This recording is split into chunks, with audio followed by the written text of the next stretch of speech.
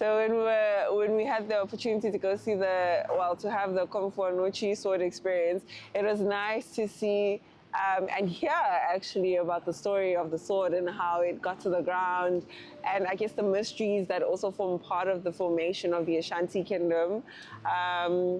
Very interesting, because when we got out there were like two perspectives, where one person was asking whether or not the storytelling is true and if it actually happened, or if it's something, a fable from our ancestors that kept getting passed down from generation to generation. So by the year 1620, there was a powerful kingdom named Dinchra. This kingdom was a very powerful kingdom. They have conquered several states through war. So when the year ends, those that were conquered by the Dinchra people were paying tribute in the form of gold, red clay, and other items. But the time came, the Dinchra people maltreated the smaller states.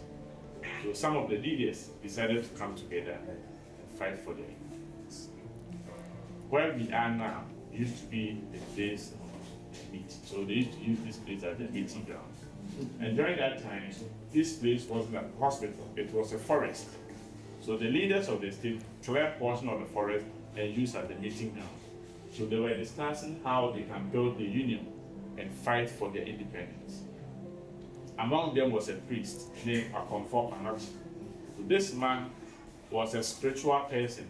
So anytime they were giving out their suggestions, he was also giving them spiritual direction. So, oh, this is what we are supposed to do. This is what the ancestors have told us to do.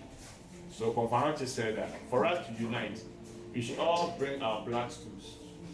The black stool that he suggested them to bring was the sovereignty of every state. So every state was having a black stool.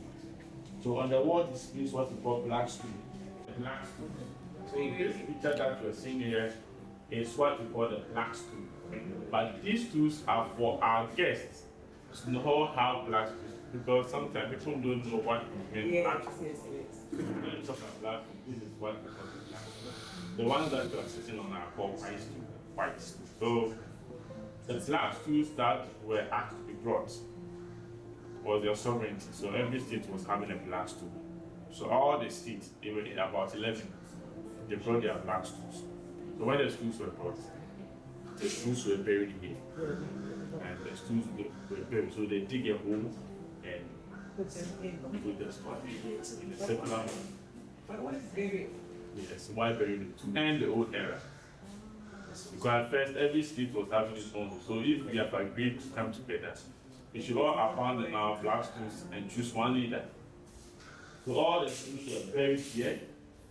Then the priest, so all these suggestions were given to them by the priest confined. So he was advising them. So they brought their stools, they buried them. Then he ordered them to cut their hair and their fingernails. So all the chiefs were asked to cut pieces of their hair and their fingernails. They added all and burn it. Or as an oath. So when they burned it, it became an ashes. Then the ashes were mixed with palm wine. You know palm wine? Yes. Then the palm wine was allowed, so they were asked to drink the palm. With the mixture? Yes, with the mixture, as a covenant. Oh, yes. The leftover was poured on, smelled on the stools that were buried. So he smelled some of it, the leftover of the drink. Then he placed the salt on it. And he told them that this thing that we have done here is uniting us. So that's the union. So the salt is to seal the unity among all of us. So for the unity to come to an end, unless the sword is removed, when it is removed, the stools will be exposed. Then all of you will come and pick those stools. That's the end of the kings. But after they buried the stools, then the next thing was who to become their leaders. So he stood in the midst of the crowd and invoked something from the heavens. This priest? Yeah, the priest. He invoked something from the heavens. So that thing that descended from the heavens was a stool of gold. And it landed on the laps of one of the chiefs. That's real? Yes.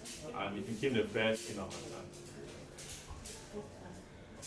So the priest conjured a stool of gold and it became the golden stool of Ashanti. And it landed on Osito's laps.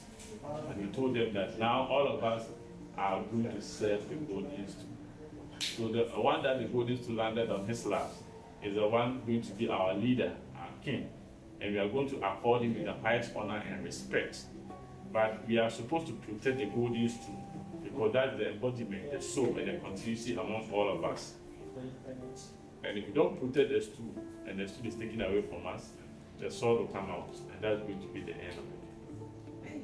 So this painting that you are seeing here is describing how the golden stool came down from the skies. And that is the priest. His name was confined. After the golden stool came, it came on Friday. So it is called Sikejabu.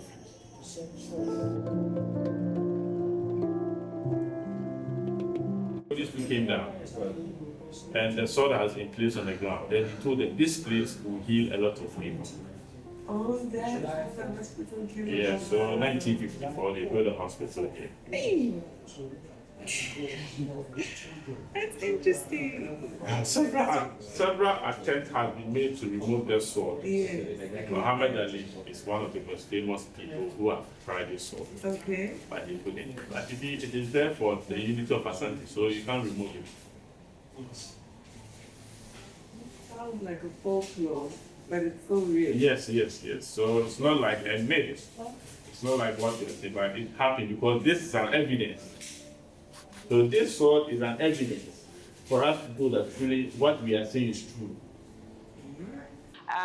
Whether it's true or not, I think is immaterial, but I think it's a very big part of the Ashanti history that people should learn about. And again, also stresses the importance of adding African history as part of our educational curriculums. I'm from the southern parts of Africa, and we never got to study this unless you intentionally have heard about it before, then you do your own research. But at school, in primary school or high school, it's not part of the curriculum. Even I guess with some university studies, unless you're actively studying African studies, this is something that you'll never hear of. So I think it's very nice to have had experienced that and ask questions around it, and understand the different tribes and how they came together to form one of the biggest tribes in Ghana today. So if without this, everything about the Ashanti Kingdom would be false. But with this, it's an evidence for us to know that it truly happened. And we know that Ashanti means what? Can you guess? Because of war. Because of war. Because of war. That's the meaning.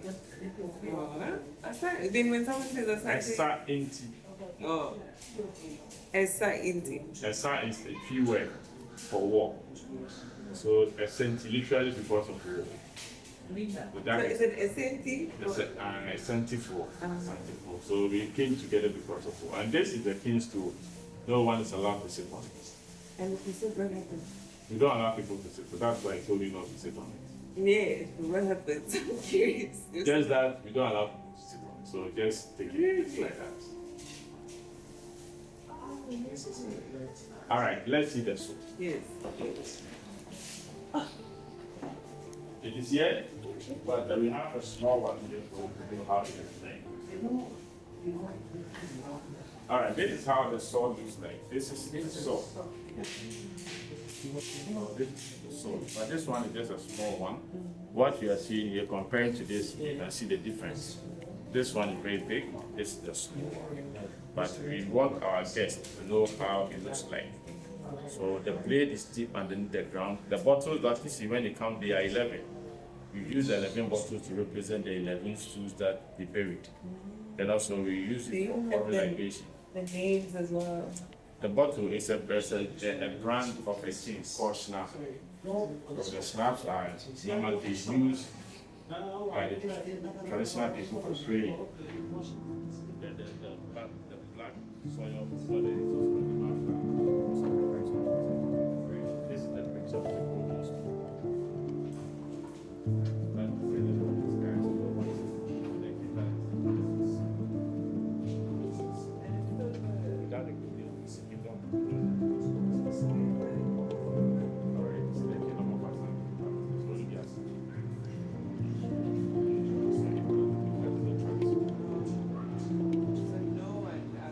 Once a while,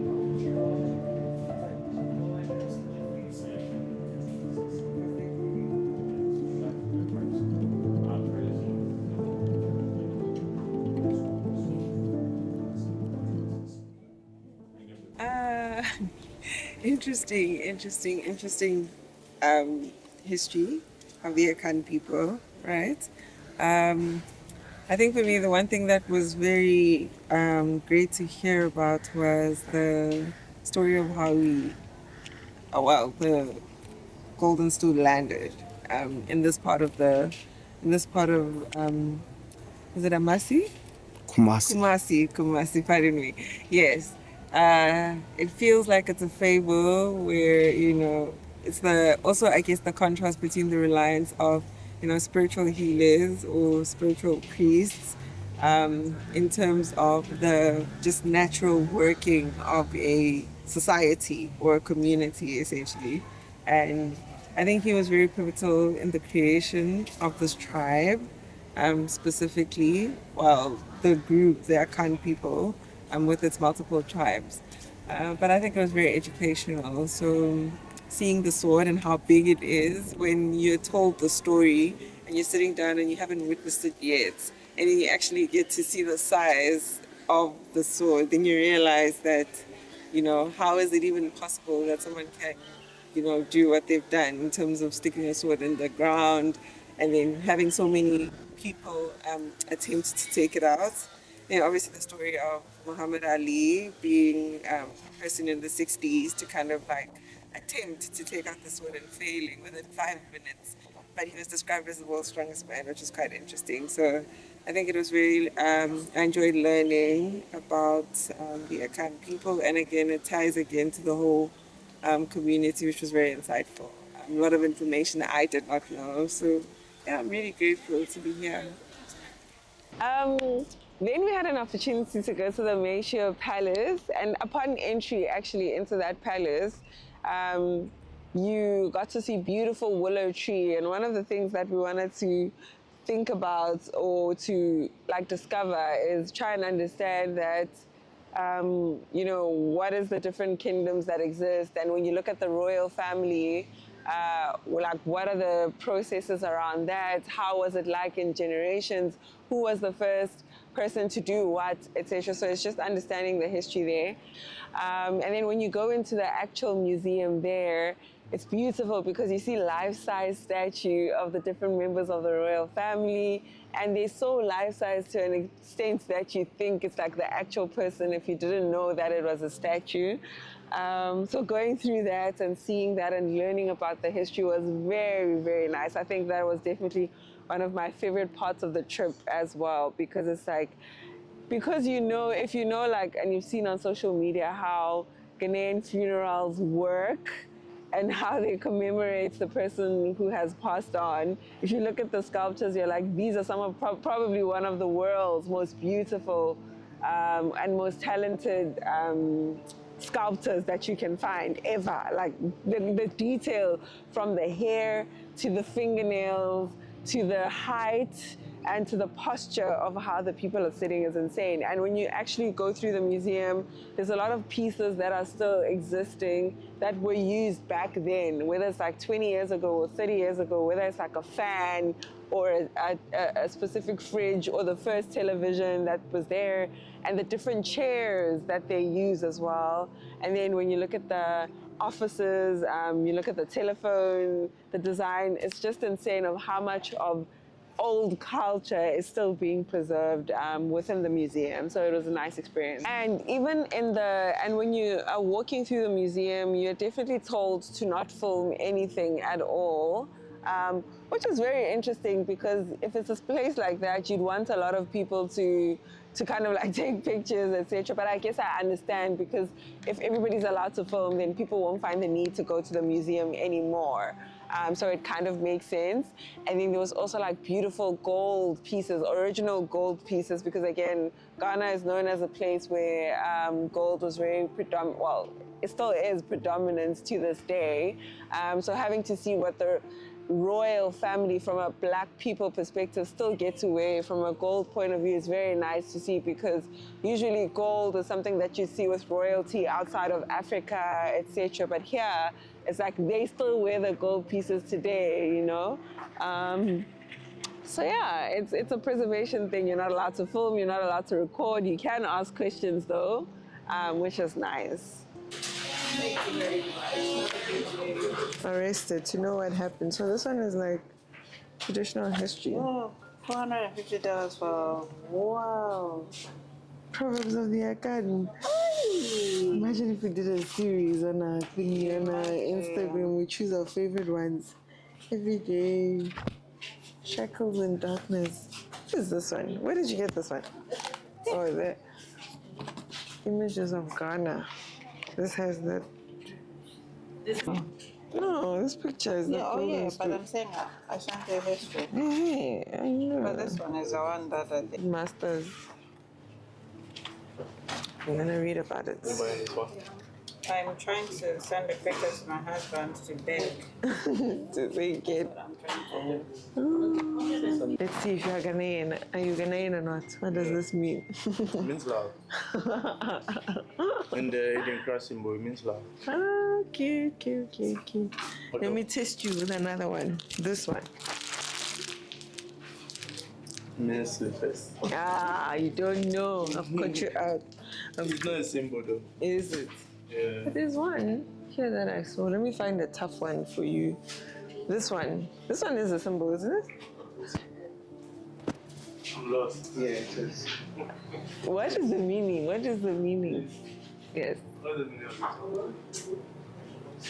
Did you guys go to school? I'm sure you studied Dinka symbols in school. We did. You have to.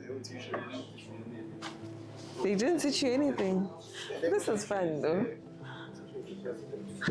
This we call a gate, but look how it's designed. It's pretty dope. Okay. In my quest to learn more about the Ashanti Kingdom, my chomi Chakanika got me this. So I'm going to read more about it, but it was a very insightful and like informative tour. Life-size statues is the most Ghanaian thing that I've seen when I was inside, because they look so real, but they're really great. But the history, the videos around, seeing how the kingdom has evolved over the years and the role of the British within the Ashanti Kingdom and the history they have between the two sides is quite interesting to see. So I'm excited to read it. And I can't wait to learn more about it, essentially. But it was really cool.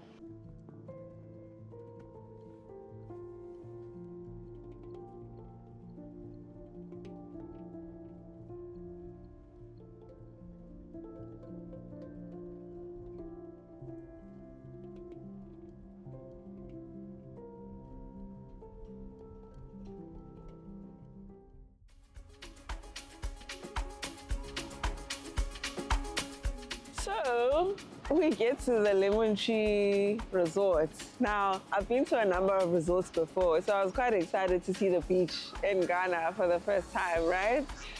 We got there, and when we got there, we were able to, relax and take some time out to get familiar with the place.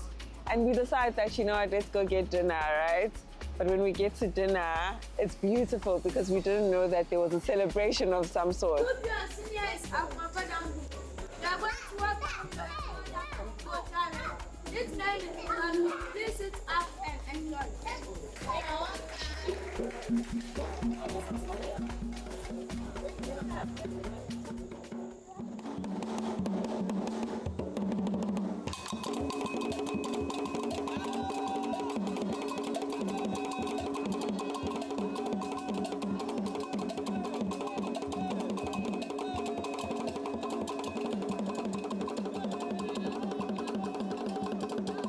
There's dancing, and this lady and this man that were leading the dancing had so much chemistry, right?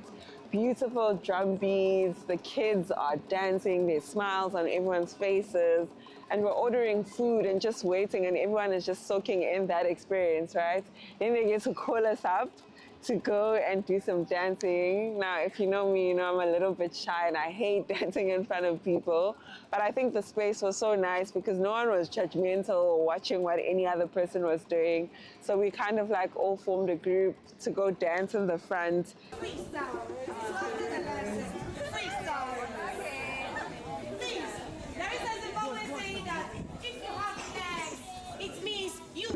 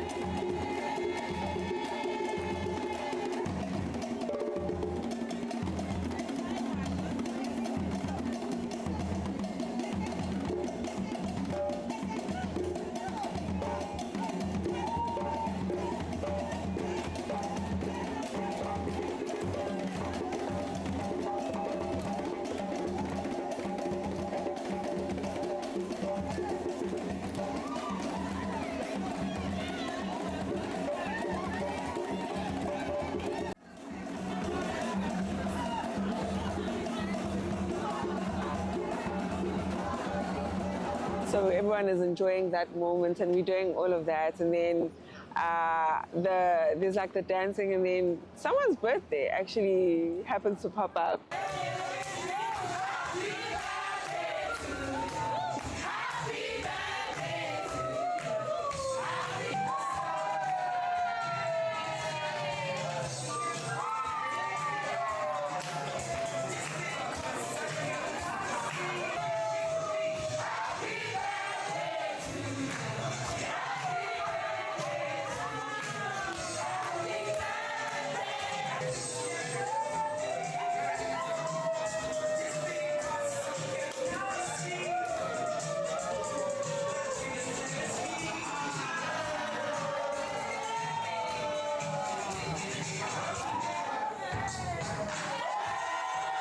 That enabled everyone to kind of like enjoy themselves and have fun. And then the main guy, who was the lead, had like fire going on, or was performing from a fire perspective, swallowing a lot of if you threw like balls at him that had fire, then he would swallow that and he would dance in like a funny way, and it would be so awesome. But that was a nice experience, because you're always thinking, are you not going to be in danger? Would you not burn if you put that thing in your mouth? So it wasn't like that. So yeah, I think it was quite nice to see and quite experience.